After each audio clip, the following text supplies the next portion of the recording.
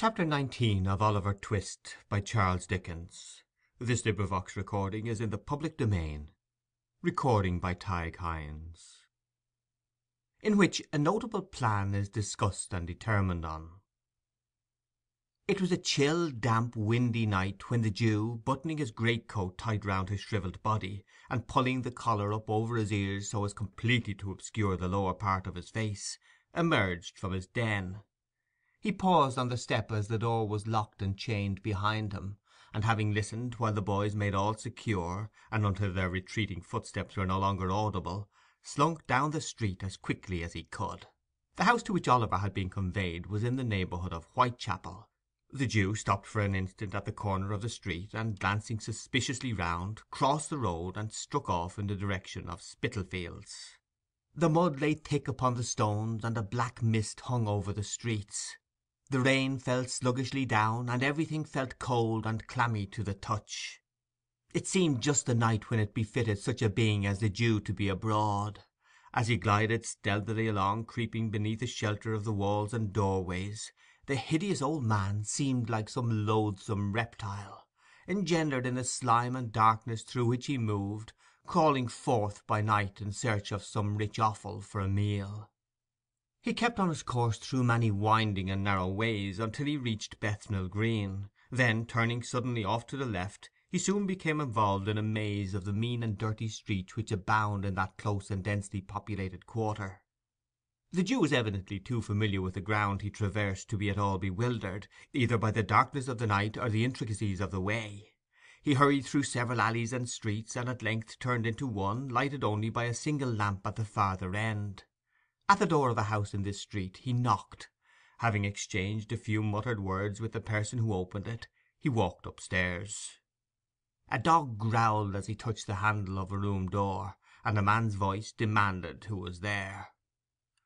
"Only me, Bill, only me, my dear," said the Jew, looking in. "Bring your body in, then," said Sikes. "Lie down, you stupid brute. Don't you know the devil when he's got a greatcoat on?"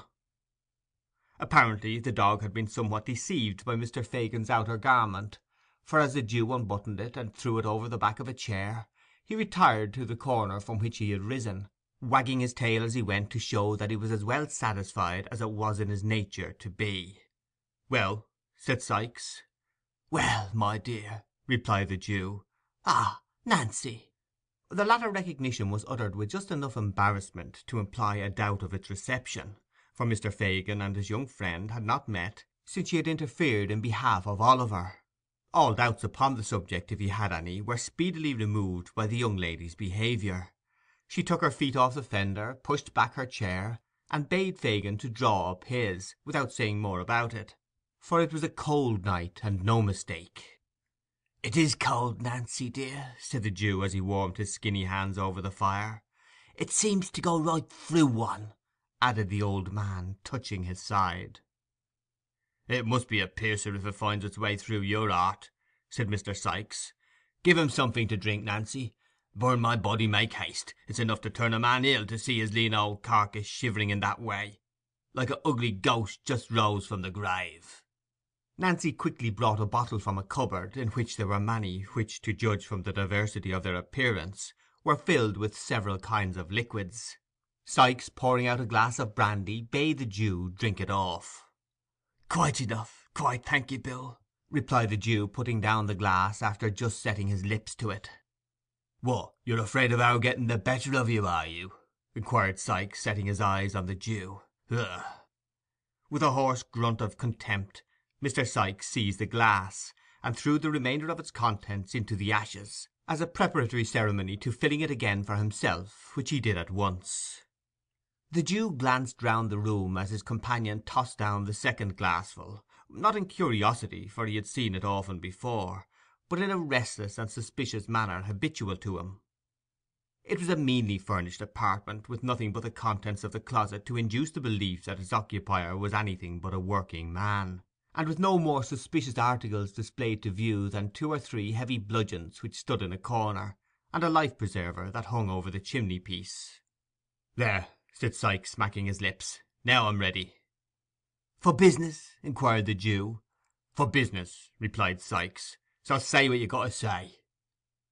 "About the crib at Chertsey, Bill," said the Jew, drawing his chair forward and speaking in a very low voice. "Yeah, what about it?" inquired Sikes. "Ah, you know what I mean, my dear," said the Jew. "He knows what I mean, Nancy, don't he?" "No, he don't," sneered Mr. Sikes, "or he won't, and that's the same thing. Speak out and call things by their right names. Don't sit there winking and blinking and talking to me in hints, as if you weren't the very first that thought about the robbery. What do you mean?" "Hush, Bill, hush," said the Jew, who had in vain attempted to stop this burst of indignation. "Somebody will hear us, my dear, somebody will hear us." "Let 'em hear," said Sikes. "I don't care." But as Mr. Sikes did care on reflection, he dropped his voice as he said the words, and grew calmer. "There, there," said the Jew coaxingly. "It was only my caution, nothing more. Now, my dear, about that crib at Chertsey. When is it to be done, Bill, eh?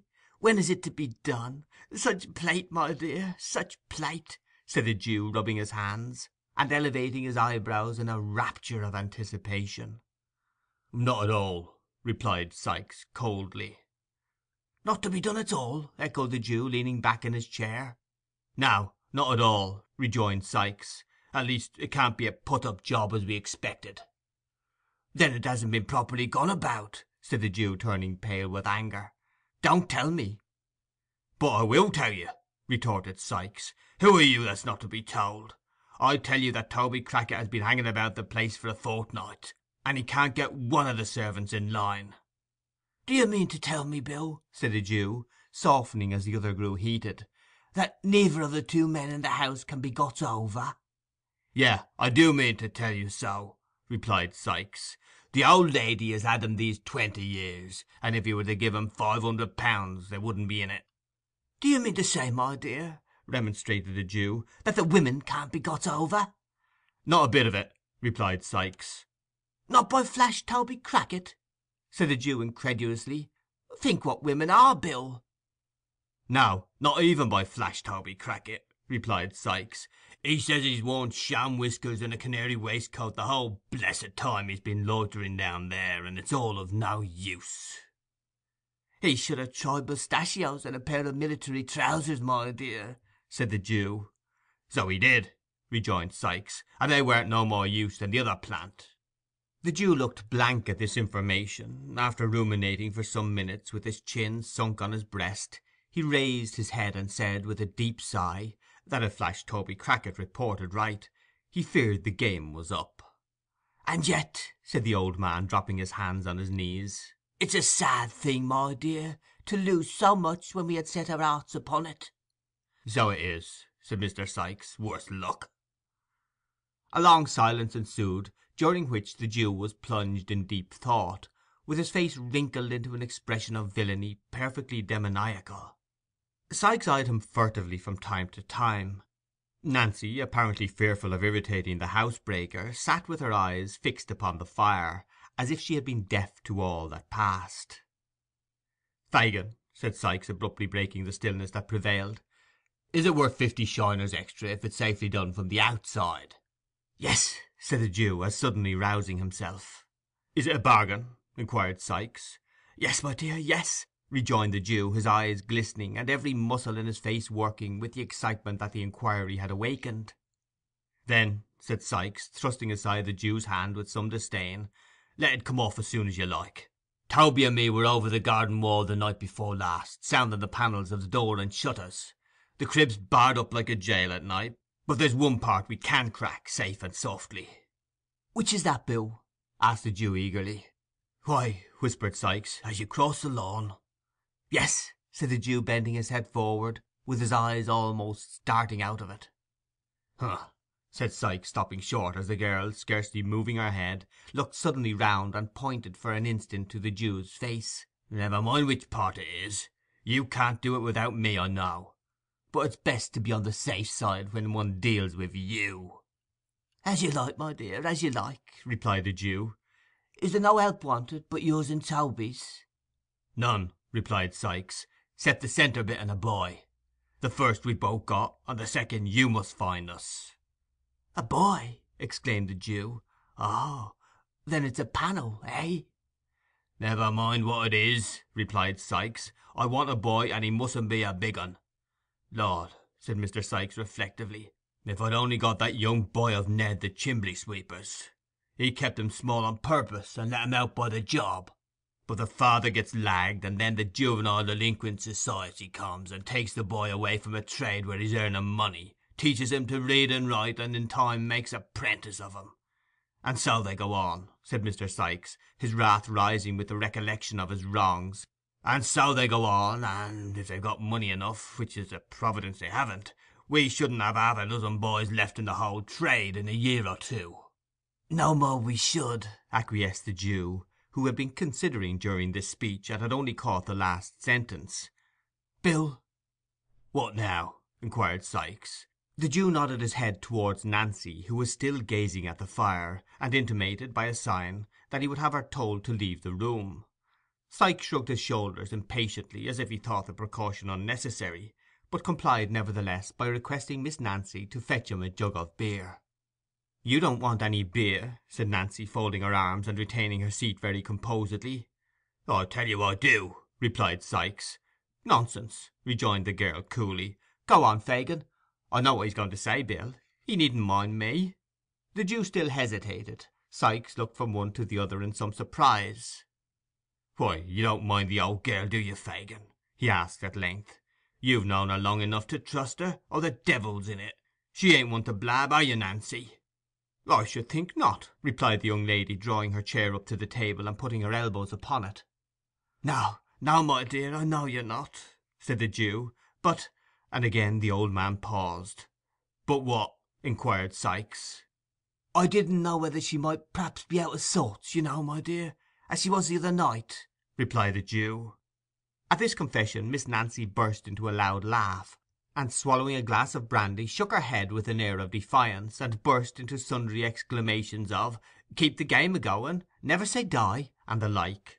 These seemed to have the effect of reassuring both gentlemen, for the Jew nodded his head with a satisfied air, and resumed his seat, as did Mr. Sikes likewise.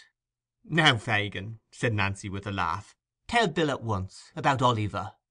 "Ha, you're a clever one, my dear, the sharpest girl I ever saw," said the Jew, patting her on the neck. "It was about Oliver I was going to speak, sure enough." "What about him?" demanded Sikes.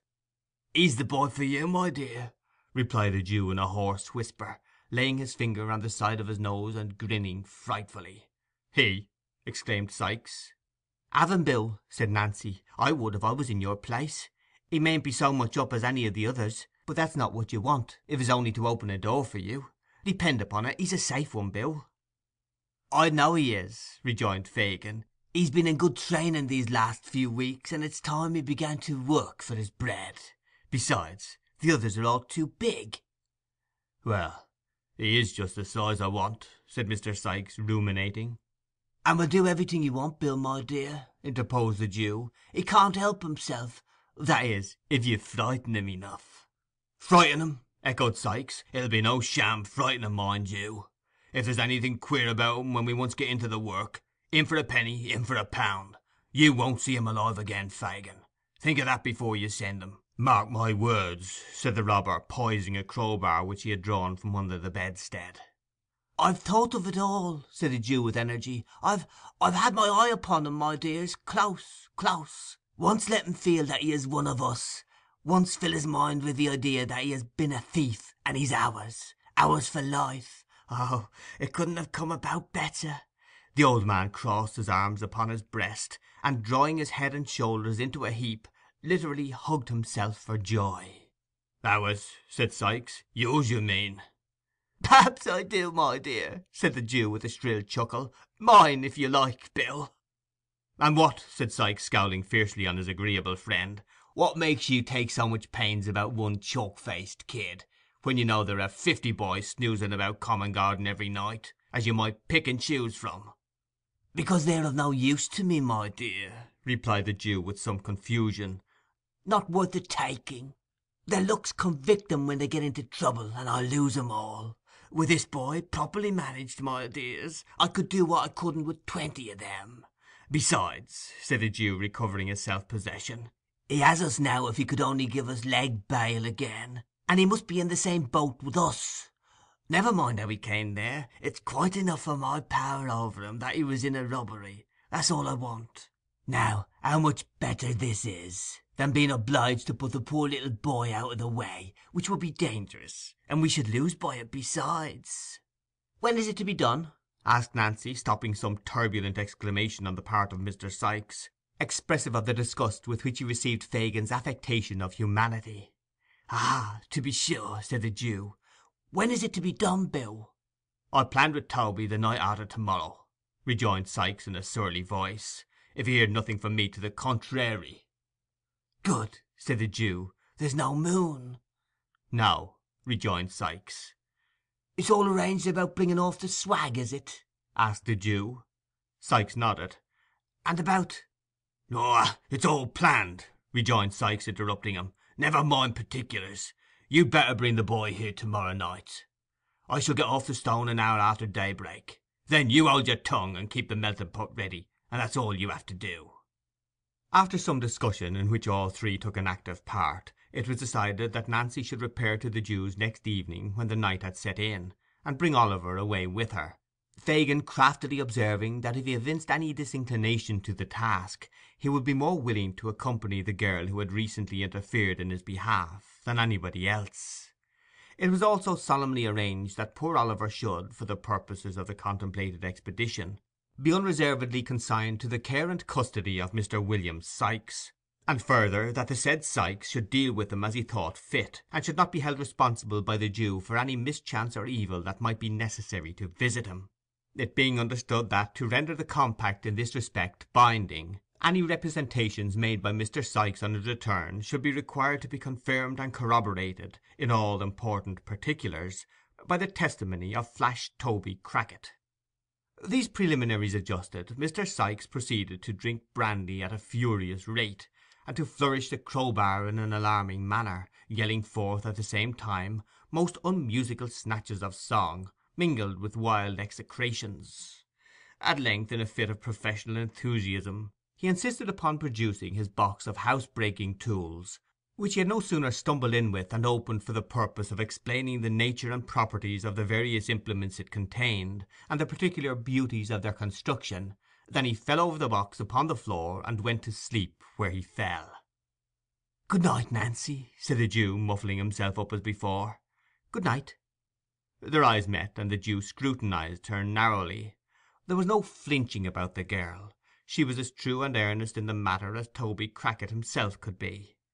The Jew again bade her good night, and bestowing a sly kick upon the prostrate form of Mr. Sikes while her back was turned, groped downstairs.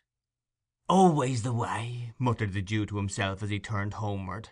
"The worst of these women is, that a very little thing serves to call up some long-forgotten feeling, and the best of them is, that it never lasts. The man against the child for a bag of gold." Beguiling the time with these pleasant reflections, Mr. Fagin wended his way through mud and mire to his gloomy abode, where the Dodger was sitting up impatiently awaiting his return. "Is Oliver abed? I want to speak to him," was his first remark as they descended the stairs.